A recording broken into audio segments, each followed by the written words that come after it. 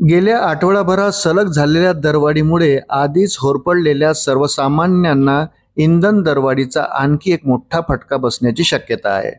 आगामी काळात पेट्रोल आणि डिझेलच्या किमतीमध्ये प्रति लिटर तब्बल 11 ते 14 रुपयांनी वाढ होऊ शकते, असे संकेत विश्लेषकांनी दिले आहेत. गेल्या आठवड्यात इंधनाचे दर जवळपास 4 रुपये प्रति लिटरने वाढले असले तरीही वाढ अपुरी असल्याचे तज्ज्ञांचे म्हणणे आहे. सध्या कंपन्यांना रोज 750 कोटी रुपयांचा तोटा होत आहे. रशिया युक्रेन युद्धादरम्यान 2022 मध्ये इंधन दरात 11% वाढ झाली होती.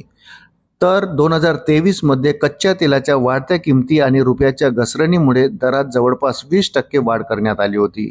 त्या तुलनेत सध्या झालेली वाढ अत्यंत कमी असून आगामी काळात ग्राहकावर याचा मोठा भार टाकला जाण्याची शक्यता वर्तवली जात आहे. वाहन उद्योगास मंदीची भीती. या संभाव्य दरवाढीचा थेट परिणाम वाहन उद्योगावर दिसू शकतो. इंधनाचा खर्च झपाट्याने वाढत असल्यामुळे ग्राहक नवीन वाहन खरेदी करण्याचे निर्णय पुढे ढकलतील. परिणामी व्यावसायिक वाहने आणि ट्रॅक्टर विक्रीच्या वाढीचा वेग मंदावण्याची भीती वाहन उत्पादक कंपन्यांनी व्यक्त केली आहे. तेलाच्या किमती अशाच उच्च पातळीवर राहिल्यास देशात चौफेर महागाई वाढू शकते. याचा थेट परिणाम ग्राहकाच्या बचतीवर आणि खर्च करण्याच्या क्षमतेवर होईल, ज्यामुळे बाजारातील एकूण मागणी घटण्याची शक्यता आहे. अशाच नवनवीन अपडेट्ससाठी व्हिडिओला लाईक आणि चॅनलला सबस्क्राईब जरूर करा. धन्यवाद.